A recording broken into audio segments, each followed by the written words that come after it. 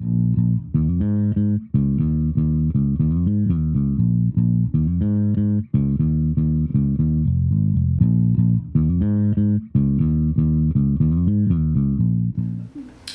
I want to welcome everybody and thank you for coming to the 5th Memorial Lewis Hahn Lecture.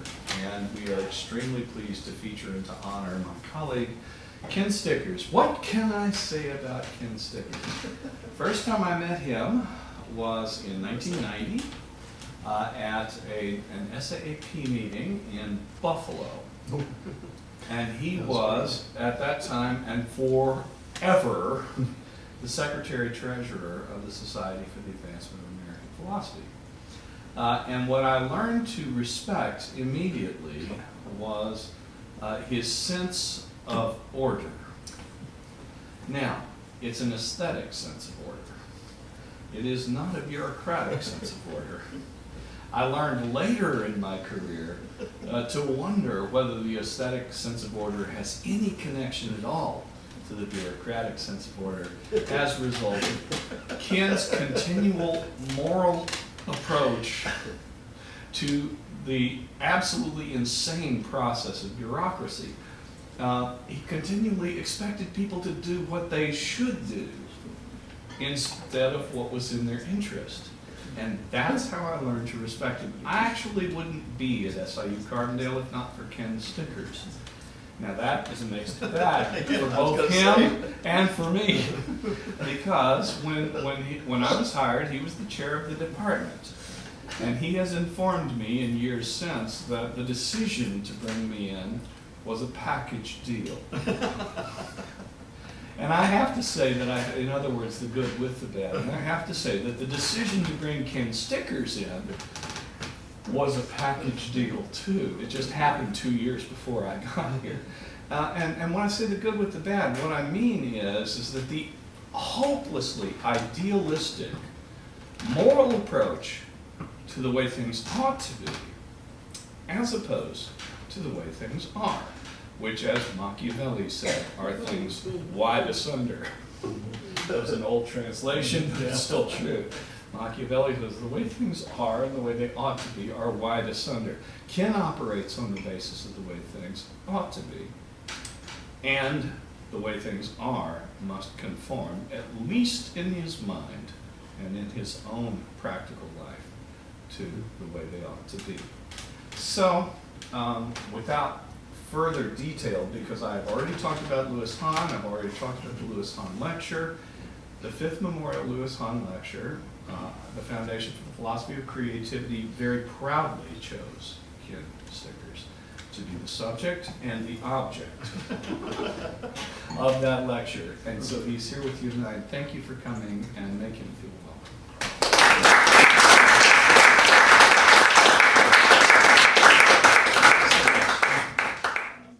Yeah, it's a great honor to be here giving this talk because Lewis Hahn was somebody very dear to me also, and so that gives special meaning to this opportunity to speak with his memory and the spirit. Oh, okay. Probably better. It was intended for someone standing behind that other podium. Yeah. But anyway, yeah. Okay, this should work. So two memories, particular memories that I have of Lewis Hahn. I know was what I remember was his fidelity to his students. Is that Lewis was always there for any of our events on campus, especially student presentations. And what I remember especially is how honored students felt when this distinguished professor would be there in the audience and listening very attentively to them. He was quite a model for us. The other vivid memory I had was while I was department chair, and I was in the office on a Sunday afternoon, and in comes Lewis storming in. This was the closest I'd ever seen Lewis to being actually angry. And he had a manuscript in his hand that he was shaking, and I teased him. I said, "Lewis, it's Sunday afternoon. The union will be on us." And he said, "What brings you in?" And he says, "Strawson, he's got all his footnotes wrong." Sunday afternoon, checking Strawson's footnotes. That was Lewis. Let me begin with an old joke that I've sometimes invoked in several occasions to illustrate certain philosophical principles. And the joke is that following a surgery, the surgeon comes out of the operating room and is greeted by the family of the patient, who are, of course, anxious to know how did it go. And they say, "Doctor, how did it go?" He says, "Well, good news and bad news. The operation was a tremendous success. Bad news, the patient died." And I thought of that the other day when I heard juxtaposed at each other two news reports that seemed to have the same sort of message. And that is that, first of all, there was a report about how economists are telling us how relatively good our economy is, how things are humming along. The American economy, despite the tariffs and the trade war and so forth, how things are good. And then it jumped to a report on climate change, telling us that things are worse than we had imagined. Things had gotten worse. And so I thought of it in the connection with this old joke. And so far as that it seemed to illustrate how our common economic measurements are so out of sync with any kind of reality, with human reality, and in this case, environmental reality. And it suddenly occurred to me how our GDP measurements and those other measurements of economic performance suddenly appeared to me as measurements as how fast and how efficiently we're moving towards disaster. As I say, it stood out as an example of something that I've been working on for a long time. I term, following the phenomenologist Edmund Husserl, what called the crisis of economic science, and that crisis being the way in which the accounts of professional economists seem to be increasingly out of sync with how ordinary citizens live their lives, especially in an age of increasing wealth disparity, so that we can have rising GDP. But when all of that increase in GDP is going into the hands of 1%, maybe 10%, the gap between economic pronouncements about economic well-being and how people are actually experiencing their lives is growing. So that's been one of my main concerns in all this. And in that regard, that's a quotation from the economist E.F. Schumacher, whose book Small is Beautiful had quite a following for a number of years. Schumacher was an economist with the British government. He was in charge of, I think, the Coal and Steel Board. And in that work, he writes, "In the current vocabulary of condemnation, there are few words as final and conclusive as the word uneconomic. If an activity has been branded as uneconomic, its right to exist is not merely questioned, but energetically denied. Anything that is found to be an impediment to economic growth is a shameful thing, and if people cling to it, they are thought of as either saboteurs or fools. Call a thing immoral or ugly, soul-destroying, or a degradation of man, a peril to the peace of the world or to the well-being of future generations. As long as you have not shown it to be uneconomic, you have not really questioned its right to exist, grow, and prosper." And so I thought of this especially in light of the decision by our current administration to withdraw from the Paris Agreement. And what was the primary reason given? It was the uneconomic. It would damage the American economy. And so it is. So I call myself a philosopher of economics, and philosophy of economics is one of my primary areas of research. And what does it mean? Well, there is an established field of philosophy of economics that has its own journal and so forth. But what most philosophers of economics do is really epistemology. It's really about methodology. And so if you pick up that journal, Philosophy of Economics, that's what it's all about.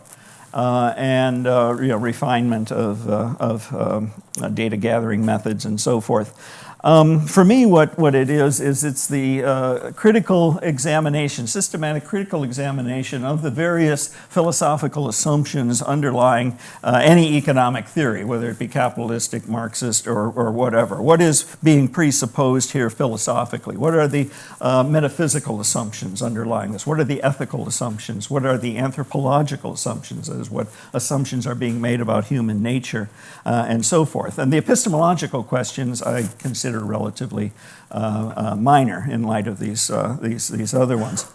And so I'm frequently asked then, when I tell people in philosophy of economics, they say, well, that's interesting. How do you bring those two disciplines together? And my response is always, well, that's not the interesting question. The interesting question is, how is it that they parted company in the first place? Considering that economics has a history of over 2,000 years, and it was only in recent times, in fact, I would say it was only really in the 20th century, that a complete severance of the two disciplines could be found. So that's what I've been looking at here. I try to explain what I've alternately called, as Zach indicated, either the Great Divorce or the Great Matricide, in so far as we understand economics as the child of moral philosophy. How did the child come to kill its mother?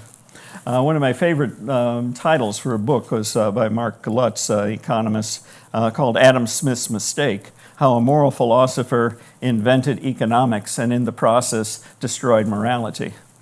And so that's another way of putting the matricide.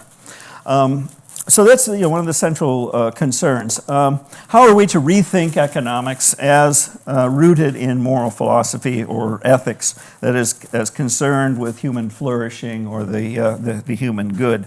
Human flourishing, growth, development, all these terms. These are terms that economists like to use, right? Economists are obsessed with growth, with development, and so forth. And I want to know is, well, what's the connection between the economic conceptions of growth, development, and flourishing, and human growth and development? What are those connections? And so I'm thinking the class you were in, I'm trying to think who else was in my philosophy of economics at any time. Zach, you're the only. Oh yeah, of course, Leslie. I don't think I did this in your class. For a number of years, that course was cross-listed with economics. They had a history of economics course that was a requirement in their graduate program, and they lost their historian of economics, and so I would offer my course as cross-listed with history of economic thought. It was nice having that mixture. But I'd open the class by asking the students as a beginning assignment is to articulate what they understand as the connection between economic growth and development and human growth and development. And it was frightening. The inability of economics graduate students, some PhD, to even wrap their head around that question. Just to even understand what was being asked. So I said, well, are they the same? And I don't know. Are they? And philosophy students tended not to have such a problem. But anyway, so that's been one of the issues. I was influenced here by the late economist Kenneth Boulding, who I had the honor of working with for a number of years, he and his wife Elise. Were the founders created the first program in environmental science and also the first program in women's studies at the University of Colorado Boulder. And anyway, he would often say, would point to this, the economist's obsession with this idea of growth, and say, but there are different kinds of growth that we need to distinguish, qualitative differences in types of growth. So there's the growth of healthy tissue, of muscle and various organs, but then there's fat, and then there's cancer. And they're all the same to an economist. And in fact, the cancer actually has greater economic value because you get to count it twice. You get to count it when you're producing the cancer, and then you get to count it again when you're cleaning up the mess. Say with smoking, for example, tobacco industry. So it adds to GDP in the immediate consumption, but then when people contract cancer, you get to add it again into GDP. And so it is with so many things, particularly regarding our environment now today. So more recently, now I recast the question in these terms, in terms of the relationship between economic growth, development, and well-being to human growth, development, and well-being. And this has been part of my interest in Amartya Sen, because I see his project as very much in line with that, grounding economic thought in a conception of human flourishing, referencing back to Aristotle, especially in this regard.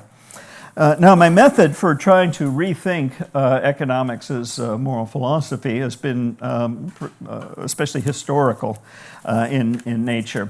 My thinking, the hypothesis I've been working with for a number of years now, is that if we can understand historically how economics and moral philosophy separated, maybe that will give us a clue as to how we might go about rethinking this relationship. So that was the kind of the hunch I was working on. My philosophical training was in phenomenology, and what drew me to phenomenology was what I just referred to earlier, was this notion in Husserl of the crisis of European science. And the way Husserl described that was the crisis was that the scientific accounts of our world seem to be increasingly out of sync with our human everyday encounter with the world. So we experience the sun as rising and setting, but the scientific account tells us that that's all an illusion. And what this has created is what he calls a crisis in meaning, so that it's no longer a matter of whether the scientific accounts are true or not. That's become trivial. The question is, what's their meaning?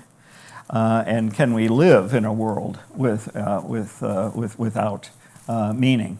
Max Scheler, I thought, put the matter more pointedly, where he said the cruel irony of the modern age is that we're able to keep alive longer and longer life that feels itself less worth living. And that's another way of articulating this crisis, the gap of meaning.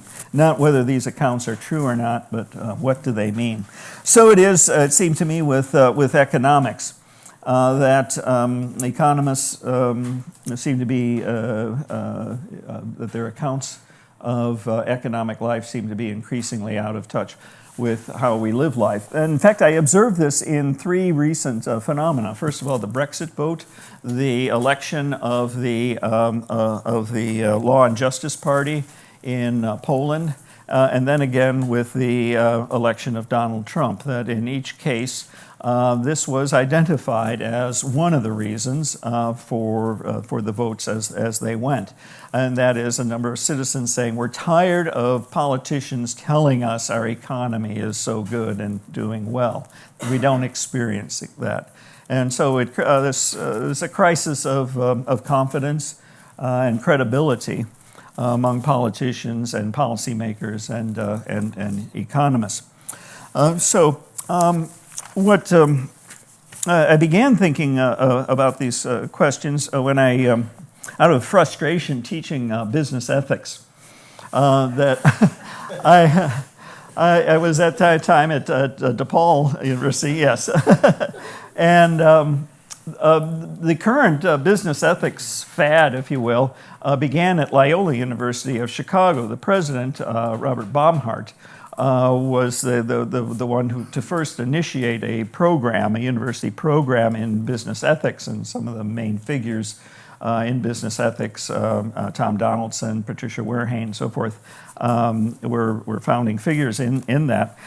So I got recruited to teach business ethics, as there was a shortage of people trained in it at that time, but I had a background in economics and as well as the philosophy degree, and so I was approached to teach in that. And it was very, very frustrating, to say the least. The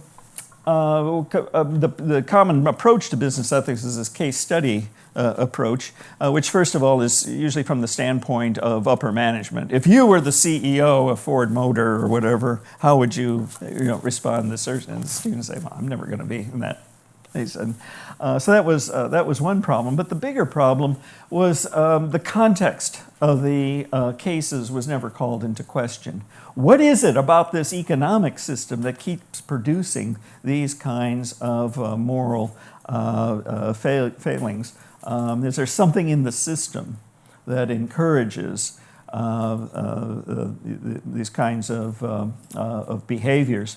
This was, the business ethics industry was inspired by a rash of high-profile cases of corporate wrongdoing. One of the most famous being the Ford Pinto case, in which famously the gentleman named Eccles put a price tag on a human life. Ford Motor knew it was producing an automobile that was going to kill people, but it continued to produce it with the reasoning that it would be cheaper to simply pay off the lawsuits than to change the design of the car. And this involved, as I say, putting a price tag on human life based upon a person's potential earning potential. So, of course, if you are elderly or disabled, your life is worth nothing, according to that formula.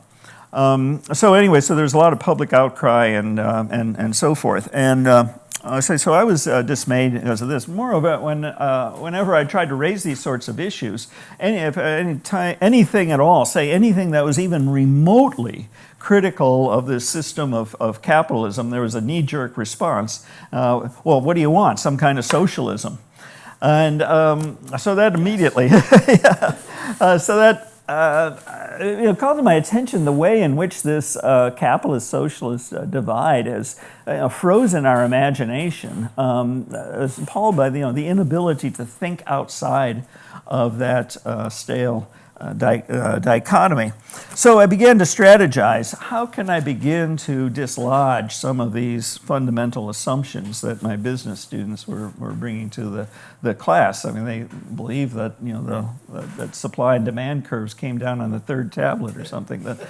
These are eternal verities cast in stone and so forth. And so to call any of them into question was unimaginable to most of them. So I thought, how can I begin to dislodge that? And so I began to strategize, teaching the course, really teaching business ethics as more of a history of economic thought, showing the history of these concepts. Where did these ideas come from? What's their history?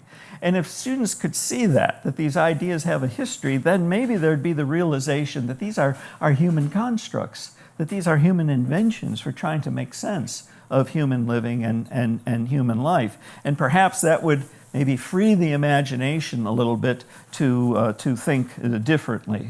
If we know the history of these concepts, does it free us to think differently? So that was how I proceeded. I'm not sure how successful that was as a teaching strategy, but it did seem to have a certain effect when I engaged colleagues in economics and in business. This approach, this historical approach, then led me to a rather intense study of Adam Smith, which I'll actually return to. But that study confirms something that one of my own economic professors suggested in his seminar in economic thought. This is Robert Faulhaber. It was my main economics professor, where he promised an A to any student in the course, and it could be any course, whatever it was he was teaching, an automatic A to any student who could find anywhere in the corpus of Adam Smith, letters, manuscripts, anything, if they could find a single kind word about the people we call capitalists today. Adam Smith had, of course, the term had not yet been invented. And so he does use the phrase, as Mike indicated, merchants and manufacturers, as the term for the people. In fact, I found that the history of the word capitalist, it began as a pejorative term, as in those bloody capitalists. So it began as a negative term in somewhat the same way that Adam Smith spoke about the merchants and manufacturers. And so as you quoted him, he called them conspirators against the common good, and not a single kind word. And moreover, one finds that when he's talking about the wages of labor and labor disputes over wages, he comes down clearly on the side of the workers over against the owners, and he talks about the hypocrisy of those who criticize labor unions while condoning the unions among the merchants and manufacturers. In other words, what we call corporations. What else is a corporation but a union of capitalists? And so it goes on and on and on. So that was part of it. But let me put that aside a little bit. Because in the process then, I did become interested in what, Mike, you spoke quite a bit on the gift economies. And I began thinking about this actually before I read any of the classical figures in this, like Mauss and then later Bataille and so forth. And it was from one of my best experiences in my education. And that was with my classmate, who I mentioned in the comments, Robert Bungay, who was Lakota Sioux, and Lakota was his first language, and he went on to become the first indigenous PhD in philosophy. And I would visit him on the Rosebud Reservation where he was born, and as well as Pine Ridge. And I got to see many of these ideas that I would see described by Mauss and others actually at work. And then also later in my contact with indigenous people of the upper Northwest, Inuit and people of the Northwest, where you could see the economies of gift. And what first alerted me to it was, of course, one of the most sacred concepts in economics is, as you indicated, this notion of scarcity. That, let's see, I think I have a slide on that here.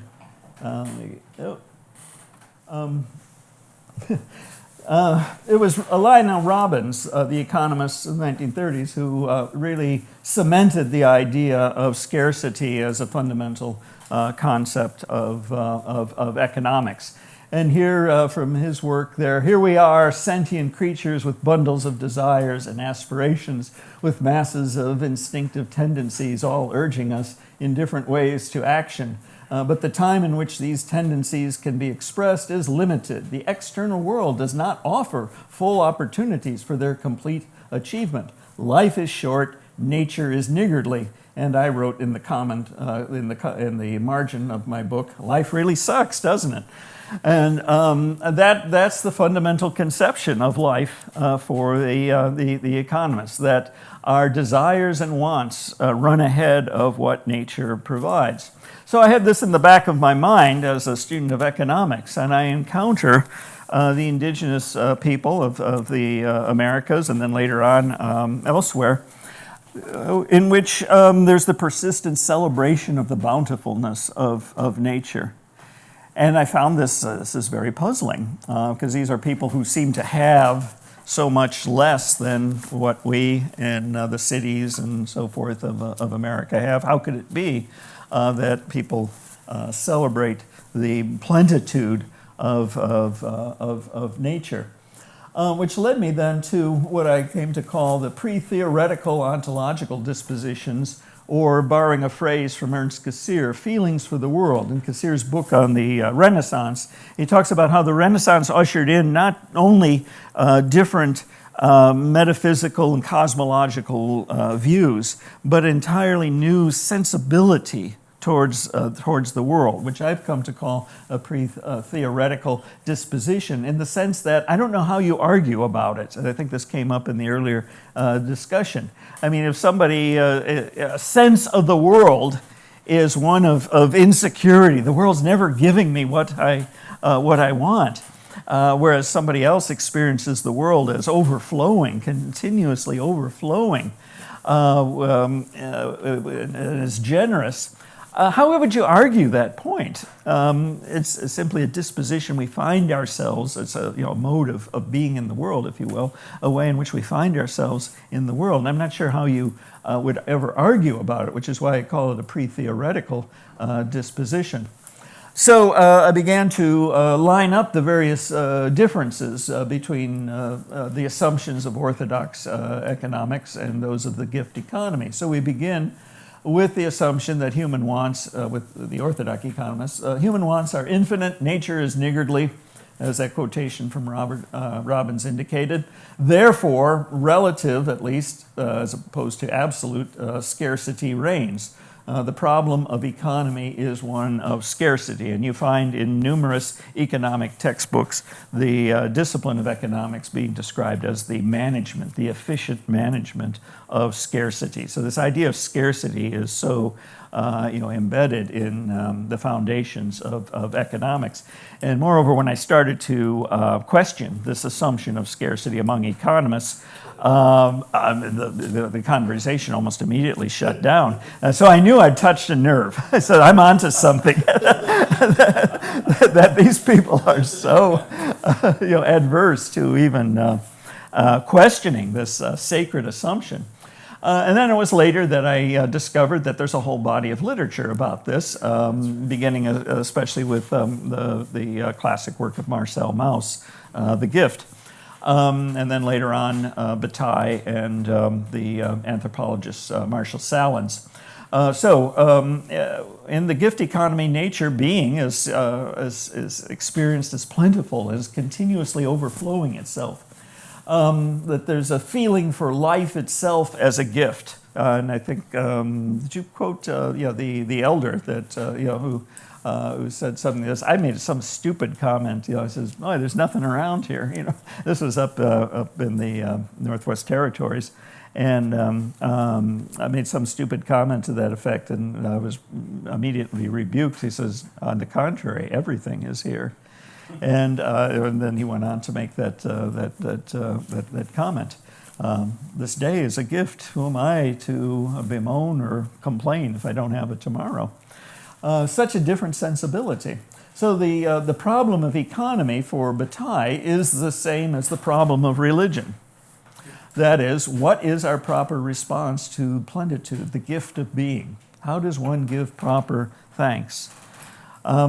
Now, in this connection, then, have the Marshall Sahlins, who commented then in his classic work, Stone Age Economics.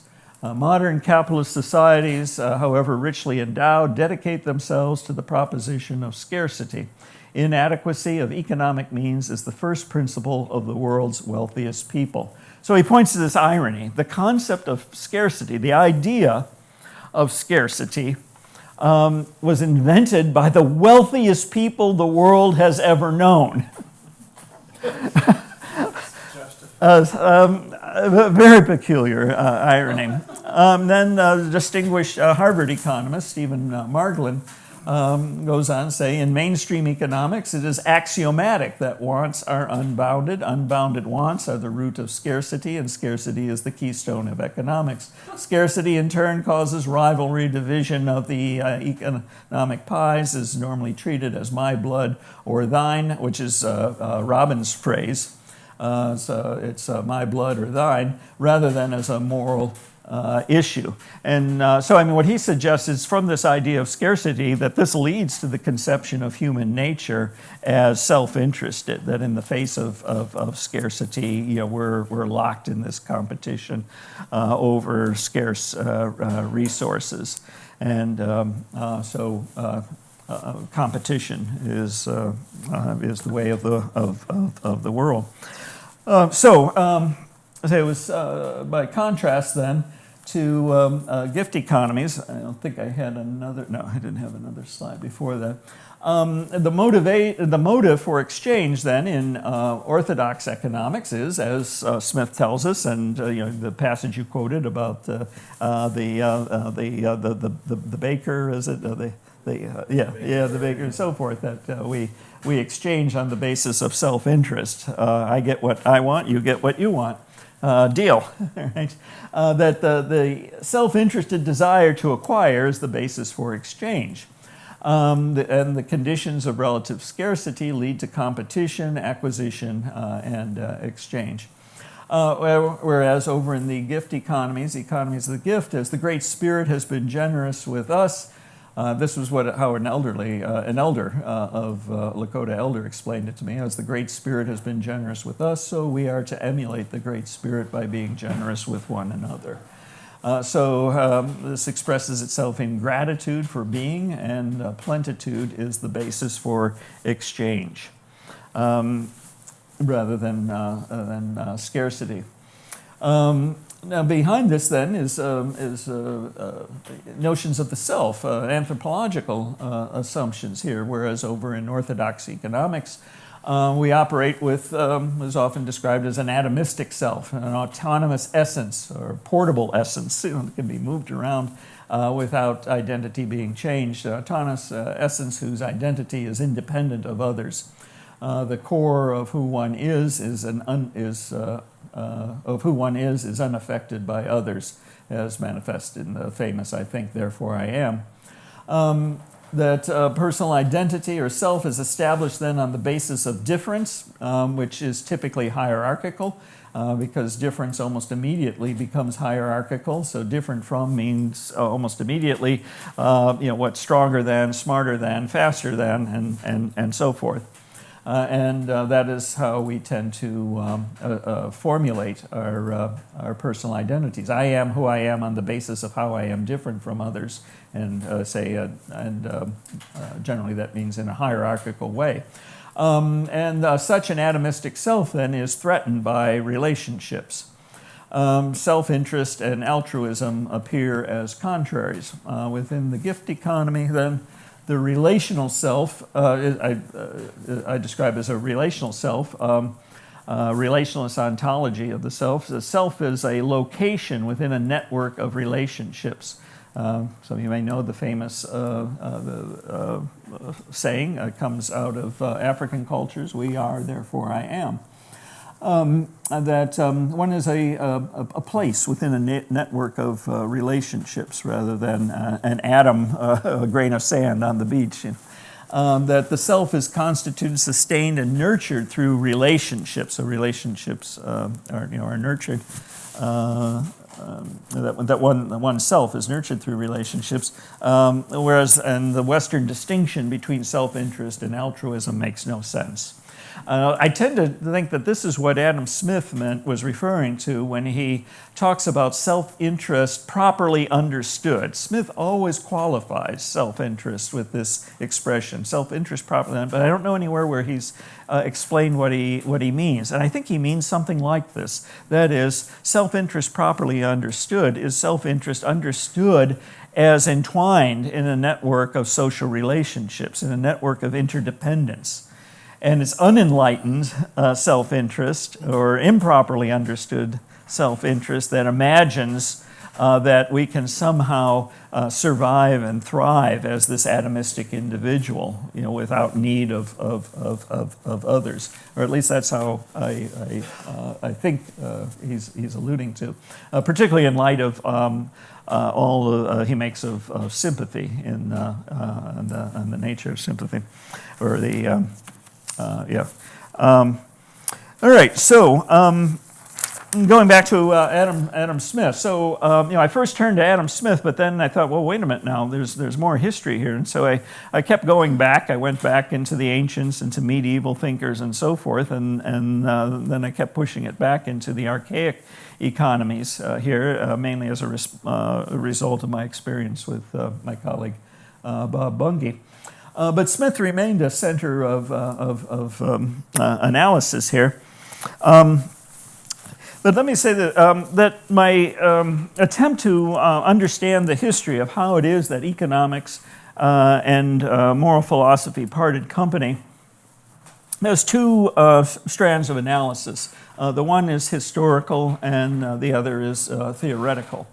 That is, on the one hand, I'm looking how economy economic forces have operated, and resulted in what Polanyi called the Great Transformation, which, again, is referred to earlier, was the process of enclosure, the process by which the common lands were appropriated as private property, were fenced off, and claimed as private possession, whereas within the feudal system, the Middle Ages, the feudal lords were not understood as, strictly speaking, the owners of the land. They were understood as the stewards of the land. That is, their function was to make sure that the land was used for the well-being of the entire community. Now, some did a better job of that than others, of course, but that was what was expected of them. And if they didn't do that, you could take your case to the king or to the church or whatever. One could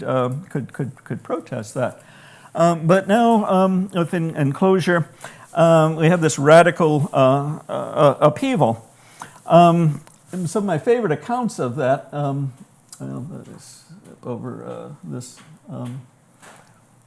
further differences that I make, but let's move ahead here, come from Thomas More, his work Utopia. The first half of it is really an account of, first-hand account of the enclosure movement. And here he writes, sheep, these placid creatures which used to require so little food, have now apparently developed a raging appetite and turned into man-eaters. Oh, I should explain why sheep.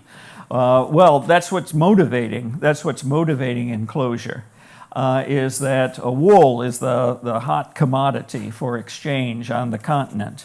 And so the lands, large tracts of land, are being fenced off and claimed as private property so that they can be devoted to large-scale sheep raising, so that the wool can be exported to the continent. So this is the heart of the Great Transformation, and that is that economy is transformed from having as its primary purpose sustaining a community, and now becomes focused upon production for exchange, for export, for profit maximization, rather than maintaining the community.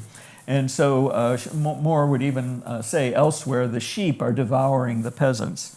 And so in here he says, fields, houses, towns, everything goes down their throats. To put it more plainly, in these parts of the kingdom where the finest and so the most expensive wool is produced, the nobles and gentlemen, not to mention several saintly abbots, have grown dissatisfied with the income that their predecessors got out of their estates. They're no longer content to lead lazy, comfortable lives which do no good to society. They must actively do it harm by enclosing all the land they can for pasture and leaving none for cultivation. They're even tearing down houses and demolishing whole towns, except, of course, for the churches, which they preserve as sheep houses. So That's how you get your head cut off. Well, yeah, exactly. Exactly. And as you may know, there were numerous rebellions, there were various insurrections that tried to fight against this. I invite my students to imagine, what would you do? What would you do? Where the sheriff of Nottingham, that's where it comes from, shows up with the decree, with the enclosure decree. Henceforth, these lands are now the private property, the private domain of so-and-so. Get off. What do you do? Robin Hood. Exactly. That's one possibility. You join a revolutionary group, a guerrilla group. I never heard Robin Hood described as a revolutionary. He was a revolutionary. Well, maybe that's not quite the right term, but the point is that it was part of this resistance to the movement of enclosure. So what could you do? Well, you could beg, you could steal, you could join Robin Hood. There were no jobs in the city yet, right? The Industrial Revolution hadn't occurred yet. We're talking about 15th century, if not earlier, and there is debate about when enclosure begins, but the earliest records, actual written records we have, go back to the early 15th century. So what would you do? You could join the military. And so what you had is a vast source of manpower to build the British Empire here. And more comments on that. He says, that there's a great similarity between the thieves and the soldiers. And he comments on that. He goes on to say, then, like a malignant growth, absorbing field after field and enclosing thousands of acres with a single fence, result hundreds of farmers are evicted. They're either cheated or bullied into giving up their property or systematically ill-treated until they are forced to sell. Whichever way it's done, out the poor creatures have to go, men and women, husbands and wives, widows and orphans, mothers and tiny children. That passage I find especially important because this is what's happening at our southern border. You bet. Why are these people showing up? I mean, the question never gets asked, of course. It's the continuation of this process of enclosure. Small farmers in Latin America being pushed off their land to make way for what? Coffee, bananas, you name it, the cash crops. And so it goes. So the process has been continuing all these years. So this description is as relevant today. It describes almost perfectly what is going on and is accounting for our supposed immigration crisis at the southern border. So it's out of this experience of enclosure, what Christopher Hill, the British historian, called the world turned upside down, that modern economy comes into existence. It was a world that ceased to make sense. And I think, Mike, you referred to this too, about how this new class of people, the bourgeoisie, and the bourgeoisie, in earlier times it was the middle class. They were the merchants and so forth of the city. But now they've made their fortune on this export business. They've become the new ruling class. And they're buying out the old landed hereditary aristocracy. And they do not want to bear any of the moral responsibilities that belong to that aristocracy. And it's a instructive contrast then to how capitalism developed in Japan, where there was a continuity. The names of Japanese corporations are the names of Japanese feudal lords. These are basically the same people, the same families, and so this sense of stewardship and responsibility to the community has been, I think it's being eroded, but it has been a part of Japanese capitalism, and it marks a sharp contrast to American capitalism. So traditionally, if a corporation was having trouble, who would be the first to take a pay cut? The president. In Japan. It's certainly not the way we do it in America. To have to lay off one's workers was a strike against your honor. That was dishonorable. You had failed. You had failed in your responsibility to your community. Whereas we give large bonuses to those who we say made the hard decisions, laying off 10,000 workers in one stroke. So we give them bonuses. So what went with this economic upheaval that constitutes the Great Transformation was also a rupture in the moral fabric of the culture. That is, that you had these economic forces, this new class, the bourgeoisie, refusing to be bound by any traditional morality, and even later on by the law. These are all interferences, with the free market, as it'll become later on. These are inefficiencies. These all introduce inefficiencies. Morality is a business liability because it interferes with productive efficiency, I'm going to go through all these, but a number of the classic texts on this, like Polanyi's texts, also describe in similar ways that enclosure, it's not just an economic revolution, but it's a rupture in the very moral fabric of the society, say, of economic forces refusing to be constrained by religion, by general morality, the common law, and so forth. And so, as Polanyi writes, enclosures have appropriately been called a revolution of the rich against the poor. The lords and nobles were upsetting the social order, breaking down the ancient law and custom, sometimes by means of violence, often by pressure and intimidation. They were literally robbing the poor of their share in the common, tearing down the houses, which by the hitherto unbreakable force of custom the poor had regarded as theirs and their heirs. The fabric of society was being disrupted. Desolate villages and the ruins of human dwellings testified to the fierceness with which the revolution raged, endangering the defenses of the country, wasting its towns, decimating its population, turning the overburdened soil into dust, harassing its people and turning them from decent husbandmen into a mob of beggars and thieves. This phrase, beggars and thieves, comes up over and over and over again.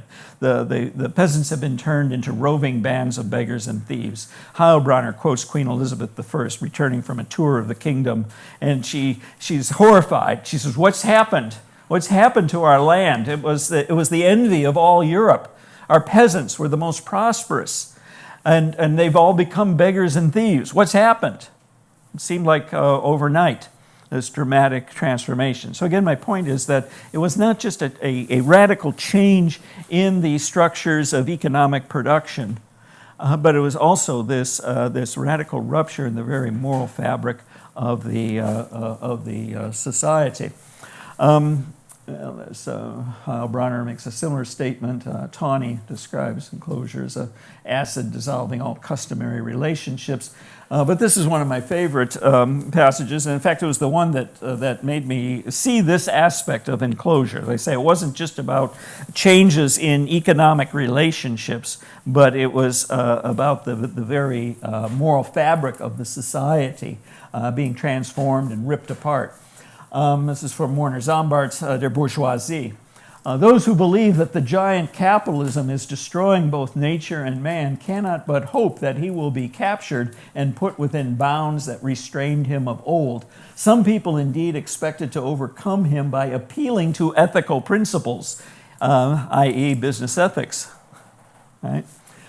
I, for my part, can see that such attempts are doomed to utter failure. When we remember that capitalism has snapped the iron chains of the oldest religions, it seems to me hardly likely that it will allow itself to be bound by the silken threads of the wisdom that hails from Weimar and Königsberg. I took this passage, he's just destroyed the whole enterprise of business ethics right there, right? That if we understand the history of capitalism in the way that I described here as a movement whereby economic forces radically refused any kind of external constraint, but only to be bound by their own inner logic, by the inner needs of the system itself. And in fact, this becomes the new morality, as morality comes to be redefined in terms of the needs of this economic system, rather than any kind of external constraints placed upon it. All right, so those are the strains. Now, with Adam Smith then, and I don't know how long you want me to go. I think I've been on maybe, 5 minutes? Okay, so we'll try to move on a little bit. That with regard to Smith, there were three things that stood out in my study of Smith, and that is that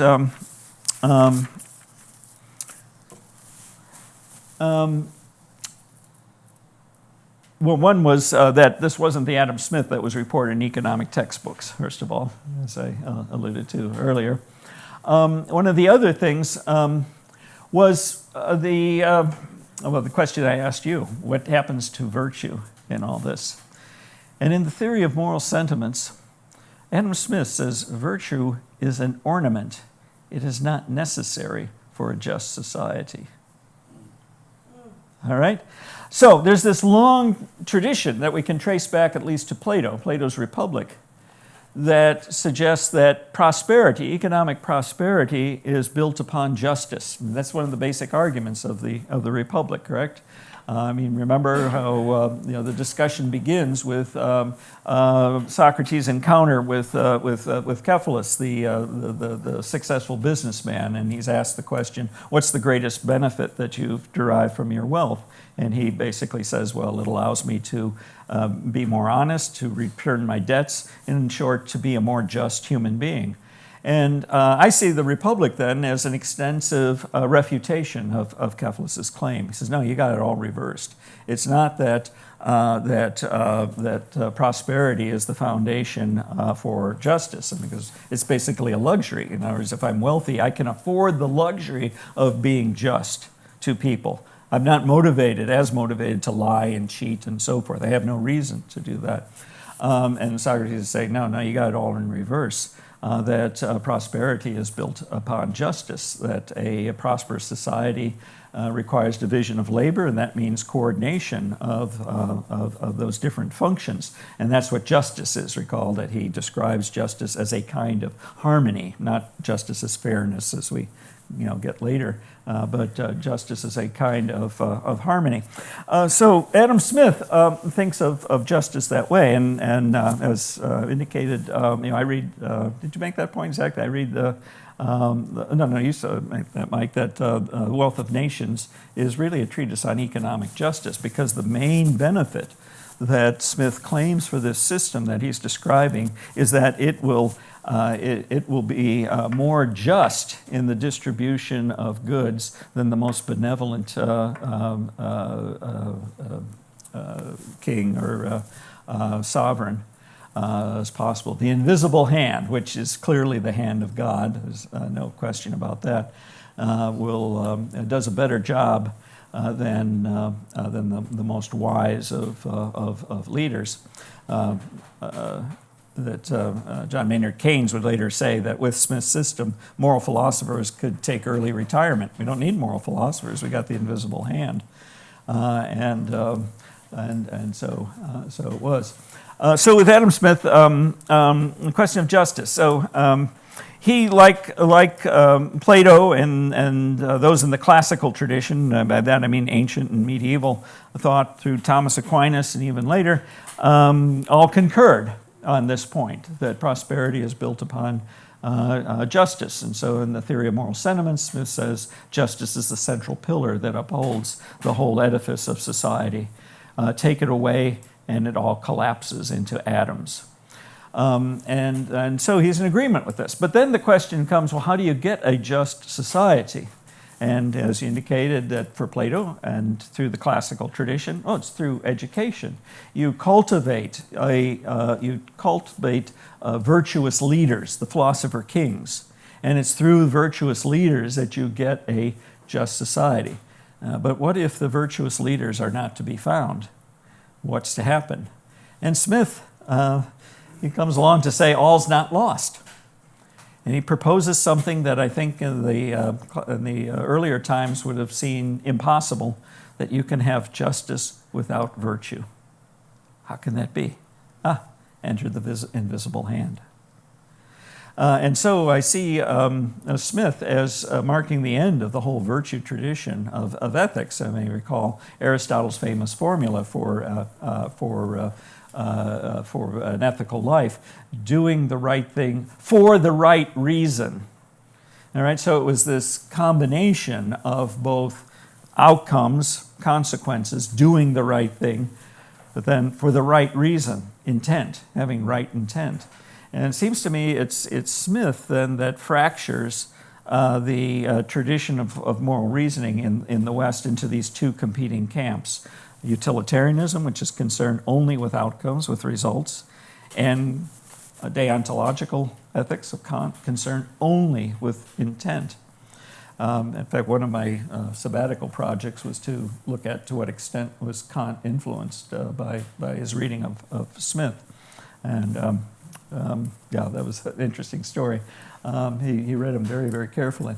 To what extent was Kant responding to Smith? And so far as Smith had eliminated intent. And so he says that a virtue is not necessary for a just society. It's nice. society's better if people are virtuous, but it's an ornament rather than a necessity for a just society. And that, I think, is one of the most revolutionary ideas that Smith introduces into Western moral thinking, an idea that was unthinkable earlier, although was introduced by Mandeville in the Fable of the Bees in some way, but nonetheless. All right, so that's the second point. Say three things that struck me about Smith was, first of all, that he wasn't the person described in economic textbooks. Secondly, that he is in many ways the destroyer of the virtue tradition. But then thirdly, what I was struck by was his admiration for the figure of Isaac Newton and the praise that he heaps upon Newton. The famous phrase "invisible hand" appears 3 times at least before it appears in The Wealth of Nations, in the Theory of Moral Sentiments, in the lectures on jurisprudence. But then the first appearance is in a treatise on astronomy and the moons of Jupiter, and he's talking about the invisible hand of Jupiter.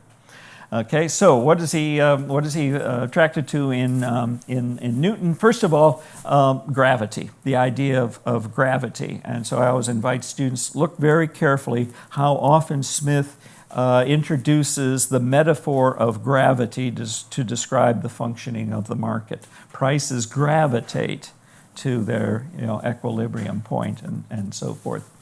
The second thing he gets, and this is maybe the most important, is the idea of counterbalancing forces. Now, what's going on at this time is you have the natural scientists and you have the moral philosophers, or natural philosophers as they were called actually, and then the moral philosophers. And there was this appearance that the people over in natural philosophy, they seem to be making all kinds of progress. And the comparison that's often made is you compare Newton's mechanics to Aristotle's physics. Unquestionable progress. I mean, look at how Aristotle explains why a body stays in motion and so forth. It's laughable from modern perspective and so forth. Unquestionable progress. But there's this feeling that over here in moral philosophy, what progress have we made? Are we really any better off than the ancients or whatever? So there's this kind of envy for the natural sciences, and there's constant looking to the natural sciences for clues as to how to make sense of this world that's been turned upside down, to discover what are the laws that are operative here, and how are we to understand this seeming social chaos that seems to be everywhere. So before that, you have the biologist Harvey, who studies blood circulation. And this gets picked up by the physiocrats. And the blood metaphor is used to describe what flows in the body politic, like blood flows in the human body? Money. All right? And so you get the circulatory theory of money, which is still the mainstay of contemporary economic thought. So, I mean, that's one example of how moral philosophers are borrowing from the natural sciences. Smith turns to Newton, and what he finds most striking is this idea of counterbalancing forces. How is it that the moons of Jupiter stay in their orbit around their planet? Well, it's counterbalancing forces. The centrifugal force of the planets, of the moons, is exactly equal to the gravitational pull of the planet, and hence you have this harmony. So Smith begins asking, what's the counterpart of this in social life? What forces counterbalance one another in order to produce some kind of equilibrium? Think of how that word is used in economics. What would those forces be? Or what would those interests be? So he sees the word interest as being analogous to the use of the notion of force in Newtonian mechanics. What are those counterbalancing forces that produce market equilibrium? Supply and demand. Okay? And hence is born the metaphor of the invisible hand. that markets operate with an invisible hand in much the same way that the moons of Jupiter are held in their orbits by in the counterbalancing forces, the invisible hand of these counterbalancing forces. All right. The third thing that Newton turns to, but he's not able to pull off, and that is the mathematical precision with which Newton is able to describe these forces. How are we going to do that? Smith doesn't seem to have a clue.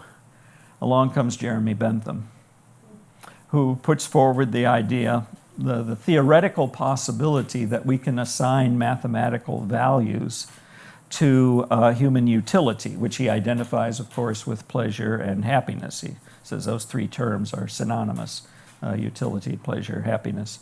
All right. What would such a unit of utility be like? Well, I mean, today we could put wires up into the pleasure centers of the brain and you get a readout on a meter. You know, how much utility are you experiencing right now? But I didn't have that. So along comes, and I believe it's Alfred Marshall, maybe somebody can correct me on this, but I believe it's Marshall who gets the idea, well, isn't that what units of currency do? Aren't units of currency, whether they be dollars or pounds and so forth, aren't they not approximate measures of utility? After all, when I pay $1 for something, I'm expecting a certain amount of utility from that. And so each unit of currency can be taken as a unit of utility or pleasure, the hedon, as it becomes called in economics, the theoretical unit by which we can measure utility. Well, it turns out to be our currency.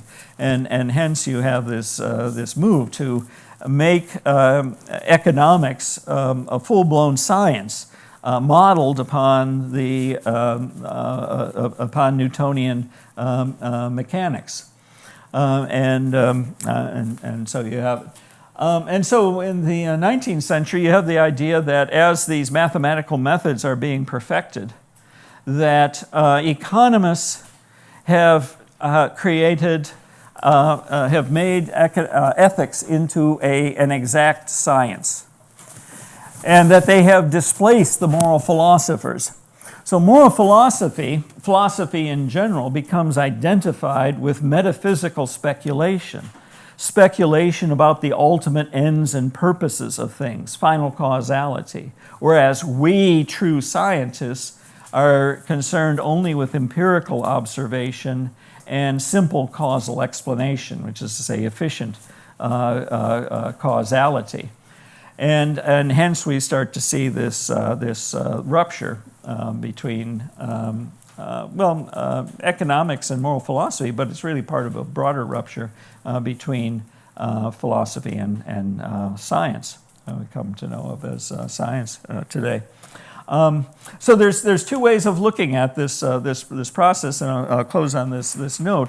That what one you can see is that these historical developments result in a great divorce, that is, of economics sharply separating itself from moral philosophy. And you see this in somebody like Robbins. We economists, and throughout the textbook still to this day, economists boast about how they are the most scientific of the social sciences. And this has largely to do with their boast about predictability. I mean, that's the acid test of a science. Can you predict what's coming next?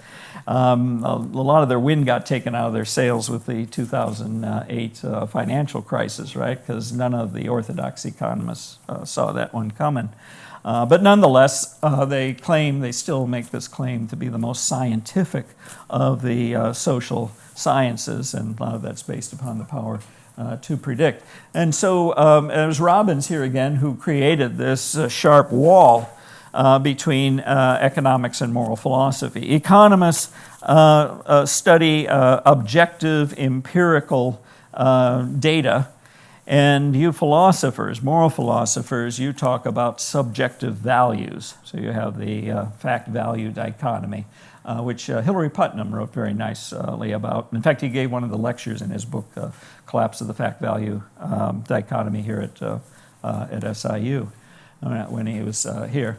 But it's Robbins who cemented both the idea of scarcity and this absolute separation, fact-value separation as the basis for the separation of economics from moral philosophy into the thinking of the economics discipline. So that's one way of looking at it, is to see this as a great divorce. But more seriously, it could be thought of as what Zach referred to by metaphor of matricide here, that economics was born of moral philosophy, and it kills its mother, and that it takes the throne. It takes the throne as the rightful heir. We are the true ethicists. That's another way of seeing it, that economics and people like Edgeworth in the 19th century put themselves forward as the true ethicists. We are the positivists, the ethical positivists. We do not speculate about the ultimate ends and purposes of human life. Rather, we just look at what actually gives people satisfaction in life, and we offer the true ethics. And so the figure of E.Y. Edgeworth is my favorite text to indicate that, but there are you cite other texts, I know, Michael, making this point. But Edgeworth, the very title of his book is Mathematical Psychics. Mathematical Psychics, the mathematics of the soul. Because what is the soul? It's a utility calculator. The soul is nothing but a utility calculator. And he thinks that he has developed the exact mathematics for describing how that calculator works. He's got the differential equations and so forth to describe how it works. And so in this sense, it's not just a divorce, it's a matricide. That economics kills the mother of moral economics and assumes the throne to be the rightful pronouncers of what is ethical and what is not. All right, so I'll close on that note, but I basically wanted to just sort of take you on a tour of kind of the journey that's led me to my current thought, what are the different things that fed into it, and hopefully added to the wonderful things that both Zach and Michael said. All right, so I thank you very much for your attention.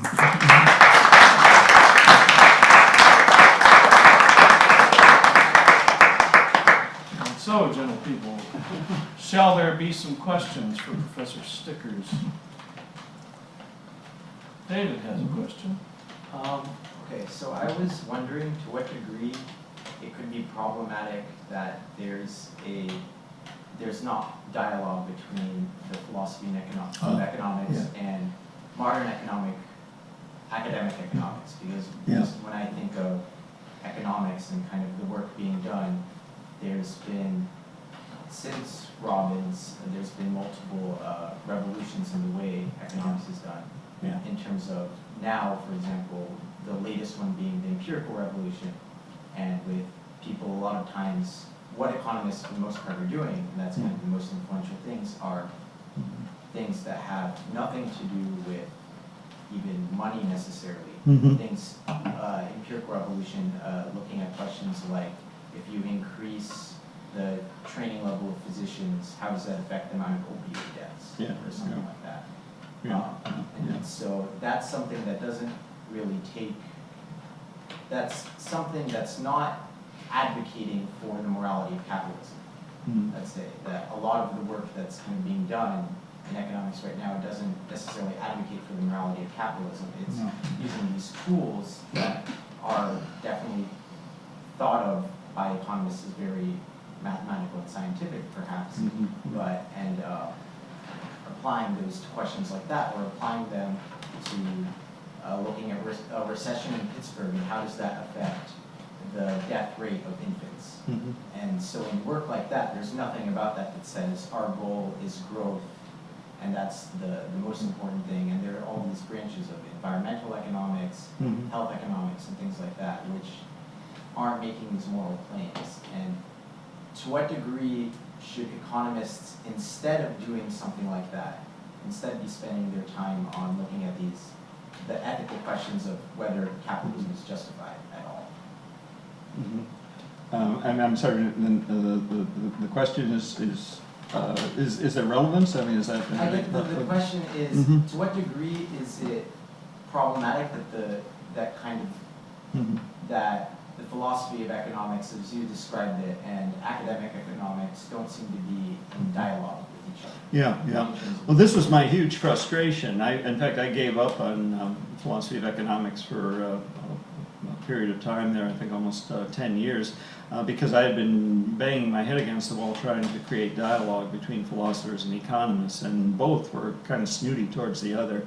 Economists complained, "Oh, you philosophers don't know anything about economics," and philosophers criticizing economists as being theoretically naive and unsophisticated, and trying to get them to talk to one another was very, very difficult. The idea of economics having anything to do with moral philosophy, well, Kenneth Boulding gave the last presidential address to the American Economics Association in the 1960s, mid-1960s, I think it was, which was entitled Economics as Moral Science. That was the last time not only was there a presidential address on that theme, but it was the last time there was a plenary session on that theme until 2010, the first meeting of the American Economics Association after the financial crisis. And everybody was abuzz, and there was one session after another on this, and you heard economists talking about Aristotle. I mean, this it was unbelievable. And at the same time, it was somewhat pathetic because you had leading economists, Nobel laureates, being called upon in some of these plenary sessions to address this question. What's the relationship between economics and moral philosophy? And these people didn't know where to begin. I mean, it wasn't part of their training. They had no way of addressing this. I mean, so these issues have come back. It did come back, at least for a short time. I think it was very short-lived, because the last meetings I was at, you didn't see much of this at all. I mean, the other part of it is, I don't know if they've done it yet, but the economics was the last professional group to hold out against having a code of professional ethics. I think they finally did. Do you know if they instituted one recently? Deirdre McCloskey was one of the people pushing for that. Anyway, I'm not sure if this gets around to your question, because I thought your thrust was saying that well, the economists aren't as concerned with these potentially these issues with potential ethical significance. They're looking at is rather than not, for one thing. Right. This is Yes. yeah. And not only that, but they're also looking at things that aren't necessarily, they're just, thematically, they're not about necessarily these questions at all, often. Yeah, and what, you think that's a good thing? Or? Well, I'm not saying whether or not it's a good or bad thing. I'm saying that the critique that you're leveling doesn't necessarily address that aspect of academic economics, which is a major aspect of academic economics. But would you agree that these different projects that you cite are based upon the assumption of the utilitarian calculus, which is one of the main underlying principles of orthodox economics? It presupposes that conception of the human person as a utility optimizer. Not all of them. And even then, I think with some of the applications of game theory that have kind of replaced that kind of standard microeconomic perfect competition, perfect equilibrium analysis, that's just not really. And not to mention that one of the things that people participating in the empirical revolution they claim to be model free. Now, whether or not that's true is a different question, but at least they're not presupposing people are acting in this supply and demand way. They're saying, here's the data, and let's follow where the data leads. And see what kind of correlations we can make, and so you have, and try to use statistical techniques to isolate causality. Yeah. And so you have endless papers with these various correlations, and, there's statistical significance and, Yeah, and all sure. that, and one looks like the next. Right? Yeah, it's just So this I guess formula. my question is, without really, is it necessary to really engage in those kinds of papers in order to be leveling this critique at academic economics? And of course, one of the problems with doing so is that requires essentially very advanced training in economics. Yeah. But do you think economists could benefit from dialogue with moral Oh, of philosophers? Oh, okay, so I'm right, I thought that was the central issue, you were questioning that. My question wasn't necessarily on the economic side of it, it was on the philosophy side.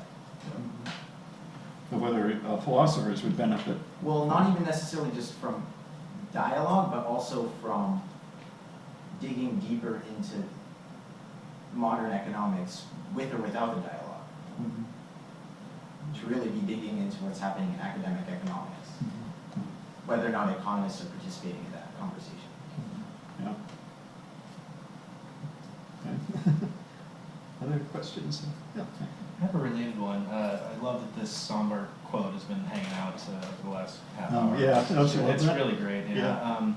But so if this is right, if it turns out that the logic of capitalism refuses to be constrained by moral considerations, religious considerations, anything that it would see as frictions, and if it's the case that this usurpation you talk about has happened, whereby economists now are better judges of justice and the moral good than philosophers are, what is it that social philosophers are doing, like social economists are doing? I mean, what would you recommend to the budding social economist or even a mid-career social economist? Yeah, well, of course, social economists reject those assumptions. But what precisely is it that we're doing? Are we? Yeah, well, you identified, well, you quoted from me, what I see anyways, the main features of social economists, and that is they see economics as inseparable from moral philosophy. You cannot separate fact from value.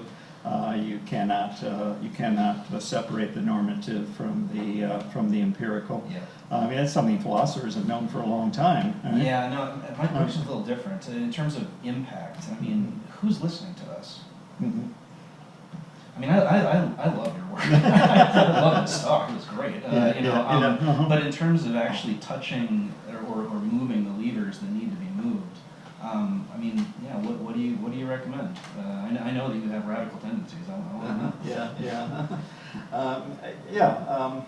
But I mean, this is the issue of public philosophy today. I mean, this I think is one of the most encouraging things that's happening in our discipline. Is the large number of philosophers, professional philosophers, who are becoming engaged in various ways, and so you have the public philosophy movement. You see various forums that present philosophy to a general public, in the Daily News, for example, and different things like that. So I think we see some definite improvement. I buy the line that philosophers were kind of ghettoized because they were seen as politically dangerous. And this was the case of Dewey. He was seen as politically dangerous, and that's one of the reasons why we ended up with his papers. People were keeping him at a distance, Columbia, University of Chicago, and so forth. And so we got to break out of that ghetto. I mean, because I think we've perpetuated ourselves. And I mean, you see that in the analytic tradition. Bertrand Russell, famously describing philosophy as a solving of intellectual puzzles that some people like to solve. It's like doing a crossword puzzle. And yet, he was politically dangerous in spite of it. I know that, but he didn't consider that as being a philosopher. I mean, so for example, I think when his best work was Marriage and Morals, for which he got the Nobel Prize. But he said that's not philosophy. I didn't write that as a philosophy book. What a jerk. I think it's his best philosophy book, but he disclaimed it. Are we still politically dangerous at all? I tend to think so, actually. Let's see, yeah. Yeah, I just, all this talk about like economic numbers, Mm-hmm.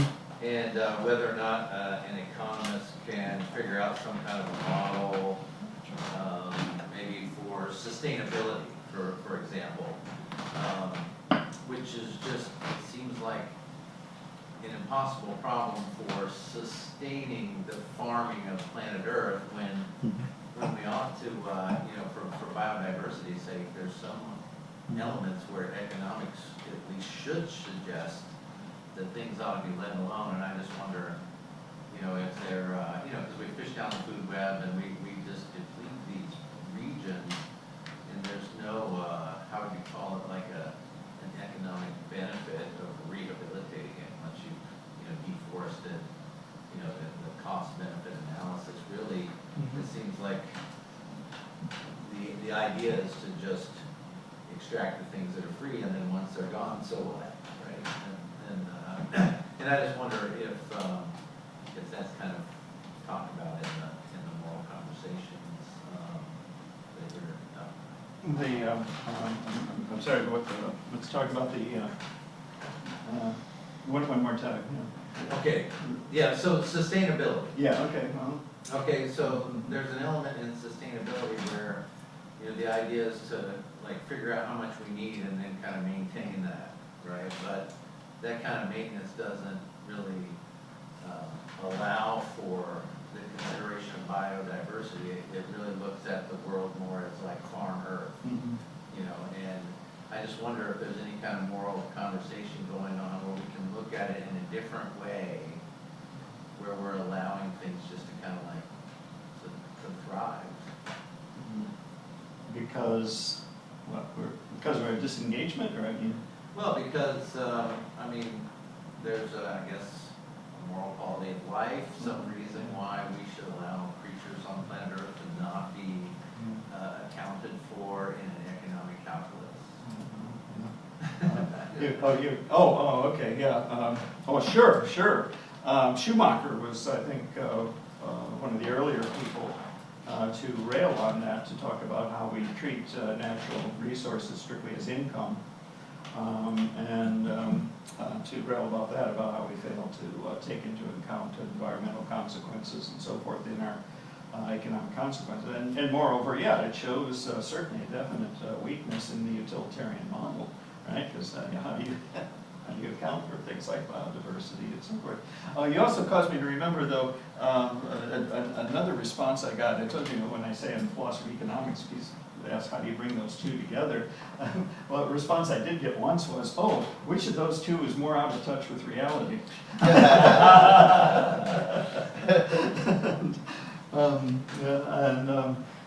think that your comment suggested that, because I think that's what you're saying. How philosophers are suffering with much the same thing. John Dewey warned us about that, right? And the need for a recovery of philosophy. He was railing against the way in which philosophy's been caught up in its own abstractions and is just solving these mental puzzles, as Russell described.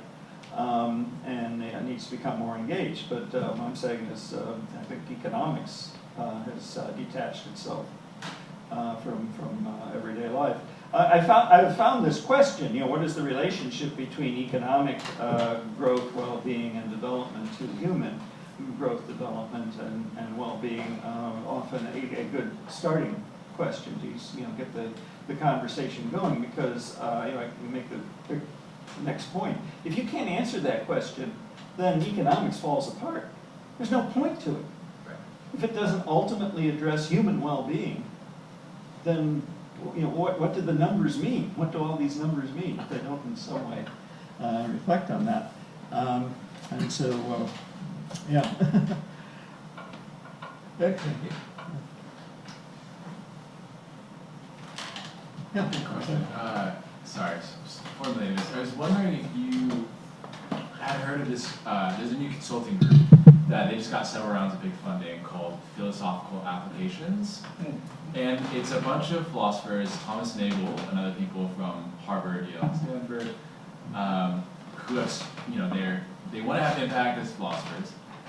And so they started a consulting group, and they go to corporations, and they essentially encourage them just to think about relatively shallow ethical concerns, right? Okay, in one sense, this is a way in which philosophers are trying to, increase their impact and have this great, be really in touch with the real world and things like that. And so what do? They start a consulting group for like tech companies and there's something about that seems like I would rather not have that. And so I don't know, for you, how else can you see philosophers starting to engage in a world that's like sort of run by? Well, I mean, I think it is wrong-headed to do as you're suggesting there, and that is meeting the economic world more or less on its own terms. How can we serve, the economy and be the handmaiden to economics in some way?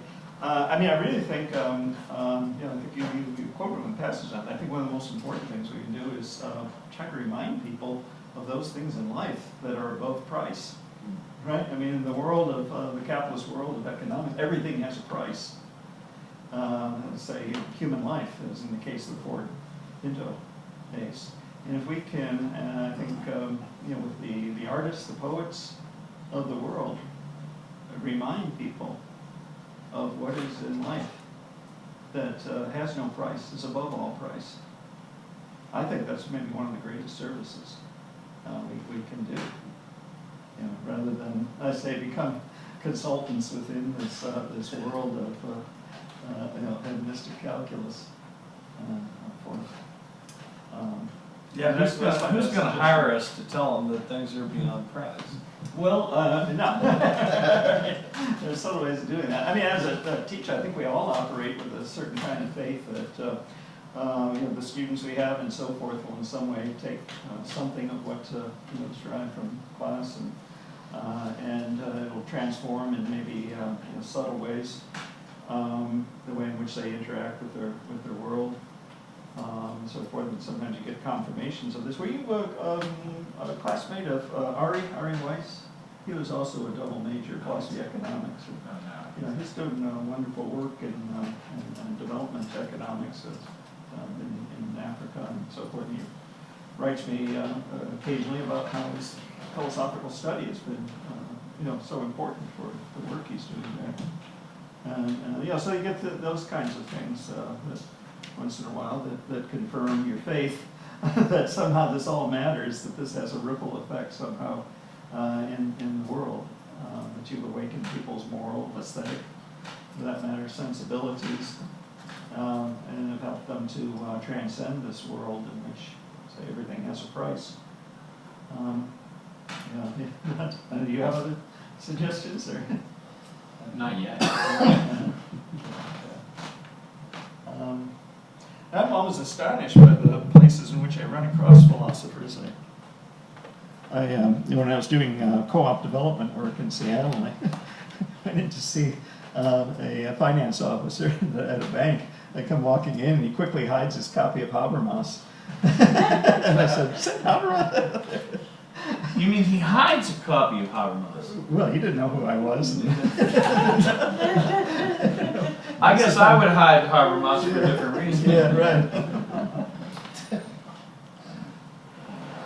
So I'm wondering in this, your sort of development of, maybe that's the wrong word, but this recovery of philosophy and moral philosophy for economics, how important history and histories are for that, right? Yeah. Because when I taught, a few times I've taught philosophy of science, and the science students get in there, they have no idea of the history of their disciplines, right? Mm-hmm. Biology has a history, the natural sciences have a history.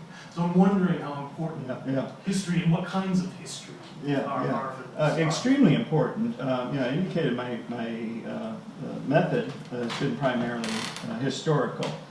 Because what I saw were, my business students, their imaginations were frozen. They couldn't think beyond these stale dichotomies and so forth. And so the idea is that by telling the story, the history, it's a Foucaultian project, right? I mean, Foucault makes a comment, in telling the history of the present, he raises as a question, do we free ourselves to think differently?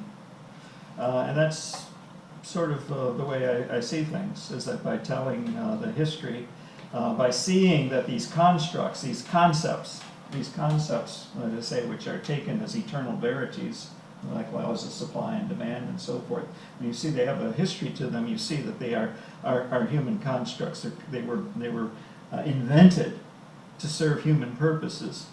And when you see that, I think it very much frees the imagination to think differently, to think beyond these stale dichotomies. I mean, so I'm interested in Mondragon in part because it frees the imagination. It goes against this dichotomy of socialism, capitalism, and so forth.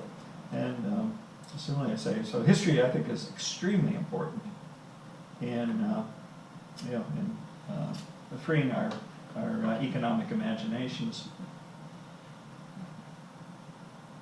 I mean, would you agree with that? Does that, Oh, yeah, definitely. that point make sense? But then I'm wondering Extremely. how this project might even eventually shade into historiography and philosophy of history and Yeah. whose stories get told and how they get Oh, told, sure. how that relates to economics. Yeah, sure. Because sure. if we just focus on, say, England in the 15th and 16th century, that's going to be a very different narrative and story than if we focus on, Yeah. I don't know, the Caribbean in the Mhm. 18th and 19th centuries. But they Yeah. both have profound, both very profound stories for how we think about history, philosophy, and economics. Yeah, yeah.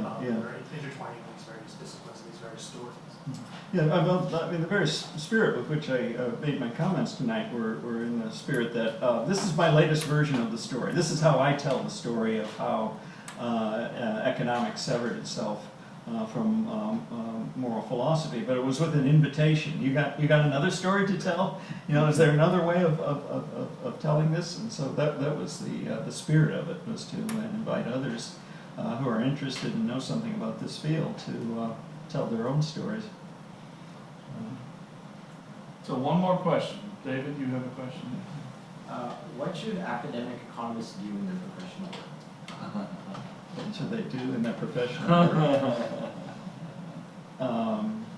Besides, Consultants. Uh-huh. No, like, I mean, if you're an academic economist, what Uh-huh. should you be doing? Like, what work should you be doing? What work should you be doing? Well, I mean, as a social economist, that would be one of showing the moral dimension of economic life, showing how economic life is full of ethical, moral assumptions, valuations, and so forth.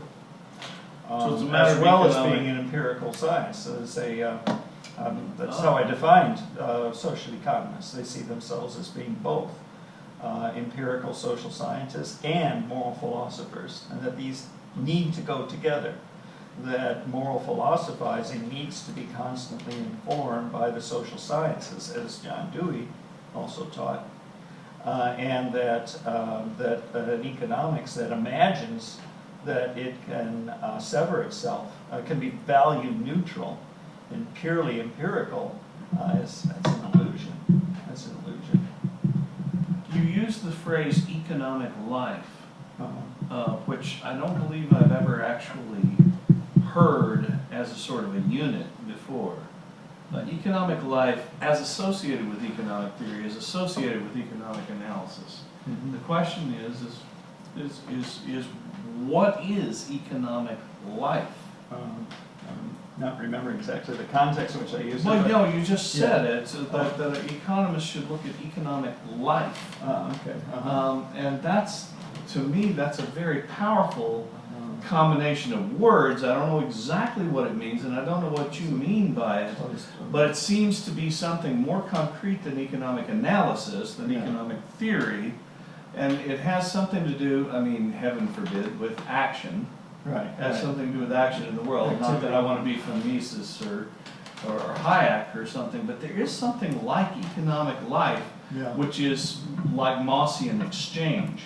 That we still go about prestation, we still go about exchange in this broad sense of exchanging rituals, exchanging handshakes, exchanging all kinds of things that would have economic consequences. I mean, when Trump shakes hands with Kim Jong-un, It is really, really hard to tell the difference between one dictator after another in North Korea. But the point is, it might as well be Kim Il-sung. Yeah. When he shakes hands with the man, that's economics, isn't it? Is that not economics when they shake hands? Economic dimension. Is that not economic life? Yeah. Well, I think for the most part, what I have in mind is economic activity as it is experienced by the actors. Because again, I mean, that's what I mean by the crisis. There's this gap between how people experience their engagement in activities of production and consumption and what the professional economists are saying people are doing. And this, I think, is the significance of somebody like Thorstein Veblen, because that was how he approached it. Let's observe the actual behavior of people and construct our generalizations from that, rather than some kind of a priori ideal. Certainly and that. work from that. But I think that's probably how I most use it. How people actually experience their economic life, and as in the example, There it is again, economic life. Yeah. Huh? There it is again, economic life. I want to know what that means. That doesn't satisfy you. Simply say economic activities as they are experienced. Nah, that's not life. Life's more than that. Oh, okay. It's at least that, but It's it's at least more that. than that. Yeah. Okay, so All sorry. right. All right. Well, so what I think we should do is postpone to a less formal kind of interaction. You guys feel free to approach Professor Stickers until he's unwilling to be approached anymore. I give up. And he gives out, the white flag comes out. But in any case, tomorrow at 3 o'clock in the afternoon, Joya Laura Ianivi is going to give us the dissertation fellowship lecture, the William S. Minor lecture. And I hope that you guys will come back for that. I will certainly be here. And it'll be on John Dewey's, it's experience design, which is not an easy concept for me to get on top of, but it turns out that experiences can be designed. And that there's a relationship between experience and design. It's John Dewey's aesthetics and the relationship between the design of experience, or experience design. Experience design is, yeah. She's trying to teach me, and creativity, of course. Experience design and creativity, and that'll be at 3 o'clock tomorrow afternoon. There's no reason to rush off, but I think what we need to do is thank Ken Stickers for a wonderful.